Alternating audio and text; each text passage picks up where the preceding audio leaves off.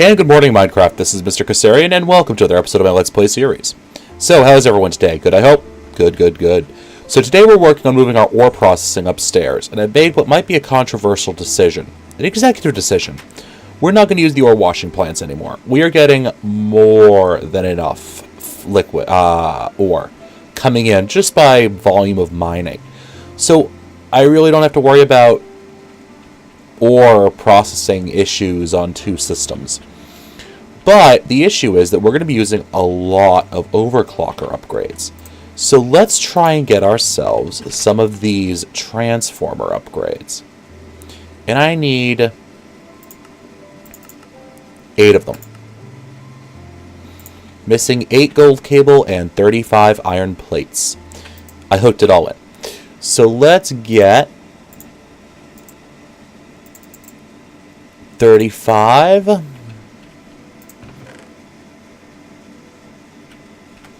And now let us make those iron plates. Get out of there, will ya? Iron ingot, there we go. And guys, I'll be right back when it's all set. And we are back. And one of the great things, by the way. So, in this version of IC2, as I change subject completely, without letting you guys know what's great, one of the changes in IC2 is that it all works a little bit differently now. Basically, explosions are disabled. So, if I turn back into person, so I can actually get my Wayla display to work correctly, notice how it says max power 32 EU per tick down this whole line. Now, if I open this thing up and I put this upgrade in, that jumps up to 512. Now, I suspect that in this version, explosions are disabled. Or at least, I hope they are. Otherwise, this could be a very short build. But I suspect they actually are disabled while the IC2 team is testing and developing everything. Which is fine by me. But now, I can turn back into a bat.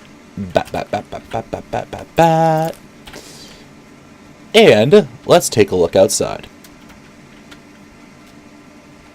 All I should have to do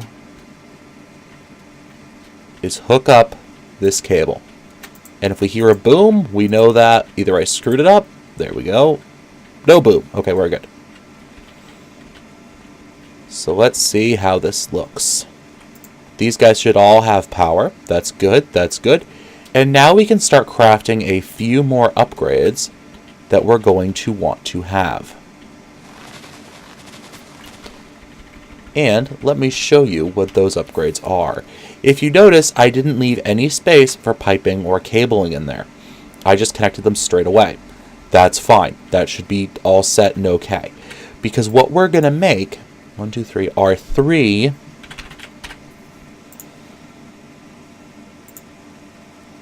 ejector upgrades. So we need 2 pistons for each, so I need 6 pistons, 3 hoppers, 3 circuits. Okay, now I can do this. Circuit.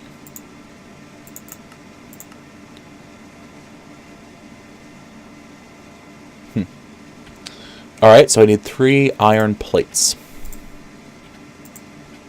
Could have sworn I had some in there. Oh, right, I have the uninsulated stuff sitting in my inventory right now. Put that in there. And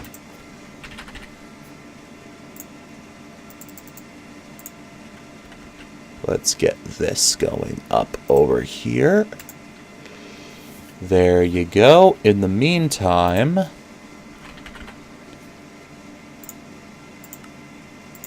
and let me request my pistons. We did 6 of those, right? And then let me request my plates. No. No. I need chests. I need 2 more chests. There we go. Awesome.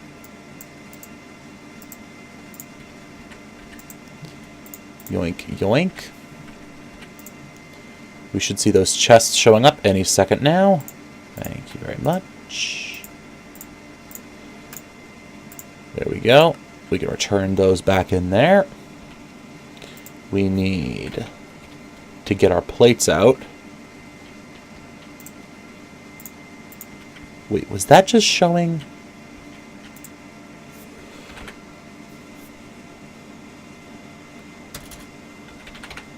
Okay, I could have sworn that was actually showing the fuel that we have. Okay, and then this goes into here. And then we request successful. And this should start making all of that stuff right now. And we should have it getting all deposited into our inventory. Yay. Any second now. There we go. And then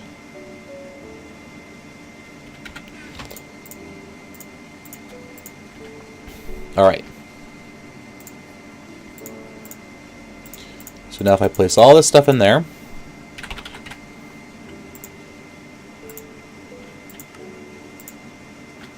perfect.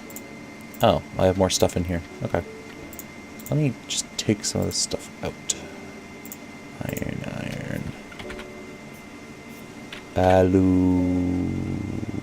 Nope. Okay.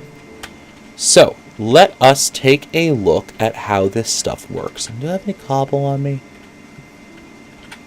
I should get at least a little bit of cobble. Just so I can demonstrate how this actually works for you guys. Let me meet you back upstairs.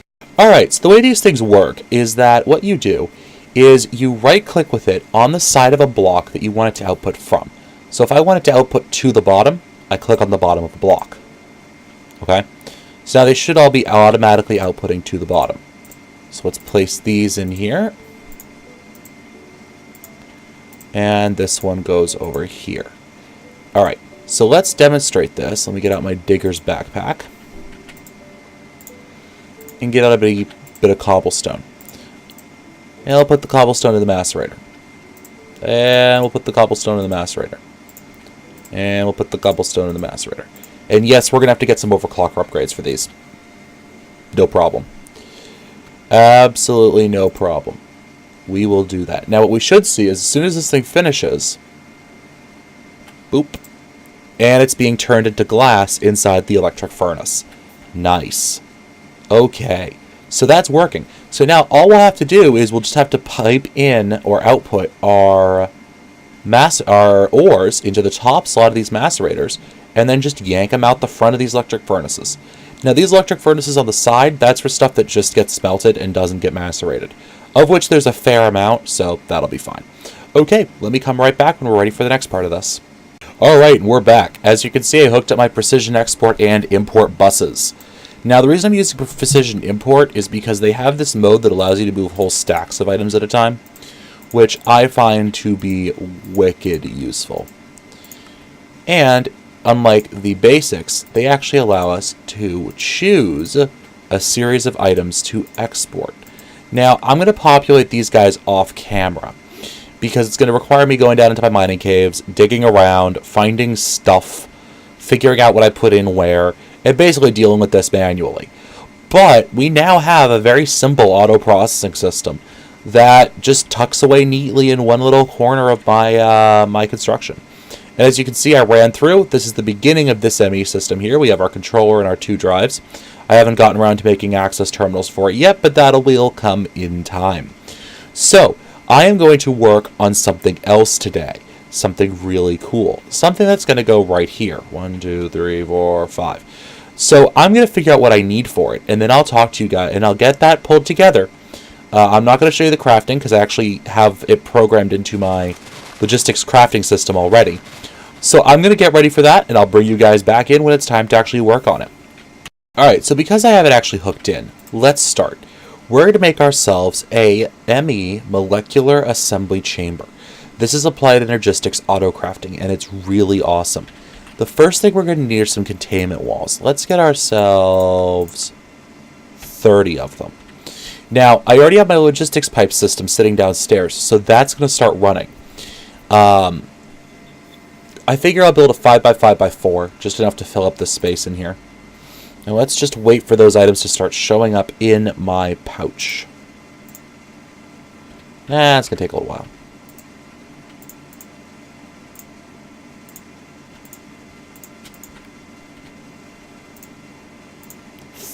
There we go. So now let's say that it's 1, 2, 3, 4, 5. Transfer me back, please. 1, 2, 3, 4, 5. That still fit within the bounds of this room? Yes. 1, 2, 3, 4, 5. Oops. 1, 2, 3. That went up to 6 by accident. 1, 2, 3, 4, 5. Okay. And then we go up. Oops, not what I wanted. And these assembler containment walls have to make up the corners, all of the edges, those are the word I'm looking for, all of the edges of this structure. So, let's put the last two. So I need 1, 2, 3, 4, 5, 6, 7, I need 10 more of these containment walls. And these things aren't, they aren't the cheapest things in the world. Let's take a look. Yeah, each one is 4 gold. So I am blowing through my gold right now. I had like 380 of it when I started this. Alright, so we get this, right?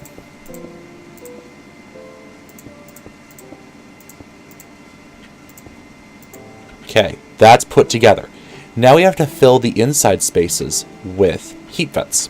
1, 2, 3, 4, 5. So I need 6, 6, 6, 6. So I need 6 times 4. Oh, God. All right, well, let's just do that this way. 3. So that's 9, 18. Plus... Hold on. Let me switch windows here.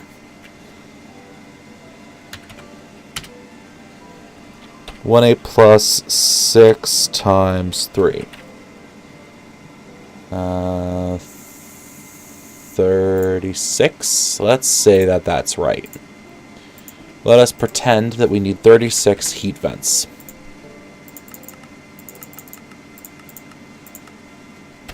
Request successful. Now the heat vents are actually not incredibly bad. Let's put it that way. It's just some iron bars and some ME cable and some iron.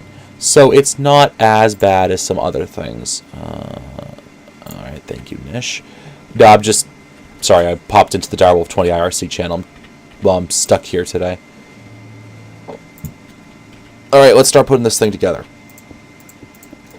And the nice thing is, it can really be almost any size.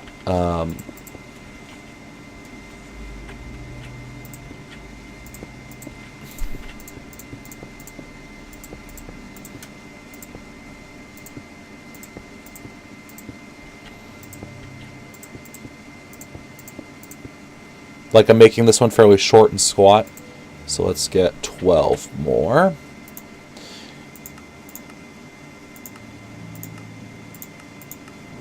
Thank you very much. Like, this one's actually winding up being fairly short and squat. There we go. Perfect. This does have to connect, by the way.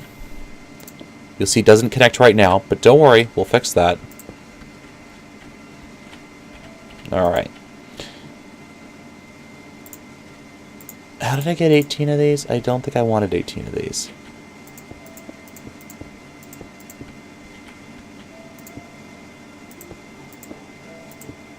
Okay, I'll have a few extra for when I choose to expand this thing. That's fine, it's just iron. Now we have to fill all of these internal spaces with either crafting CPUs or pattern providers. Now, it's a 3x2, so it's 6. So I'm going to do 12 pattern providers and 6 crafting CPUs. And let me show you the recipes for that, and I'm going to start crafting because it's going to take me a while. So let's go crafting.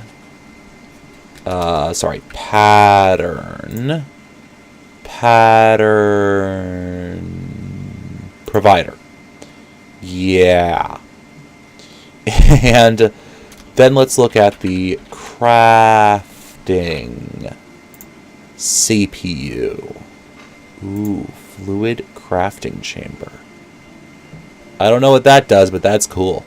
I may have to put a couple of those in there. Just instead of pattern providers? Okay. Crafting CPU. That's not incredibly bad. I should be able to get 6 of those. Alright, so I will be right back.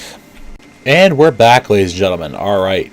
So, I have everything I need, and let's put it into the pattern thingy-mabobber thing. The pattern thingy-mabobber thing? Cass, what the heck are you talking about? I don't know. Stuff. Alright, so we're going to put the pattern providers in. And now for the crafting CPUs. And the crafting CPUs will speed up the amount of time it takes to craft this stuff. And then I should get some... 2 more. That's right, I made an extra set. I also made an extra set of something else, too. Oops. Yeah, it's a lot of resources I didn't want to waste. Put it together, and it forms, and it connects, even more importantly. Not that we can do anything with it yet, because our ME system is half complete. Yay.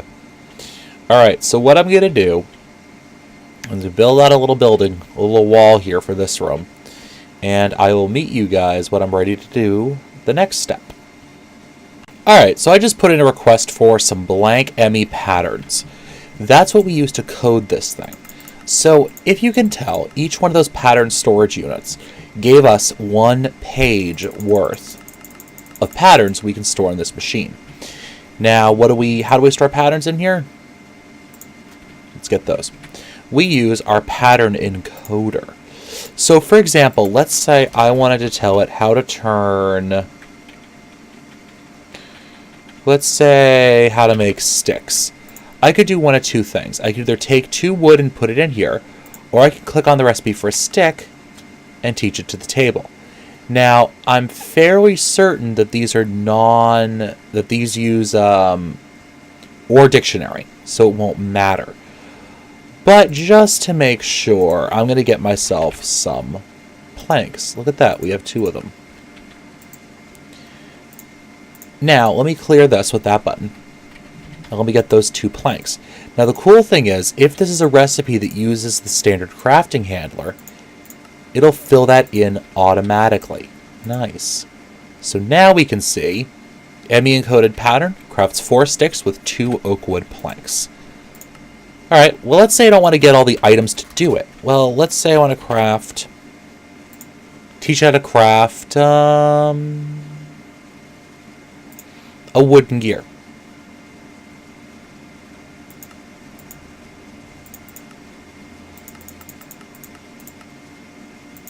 Right, because we have all these different recipes for it.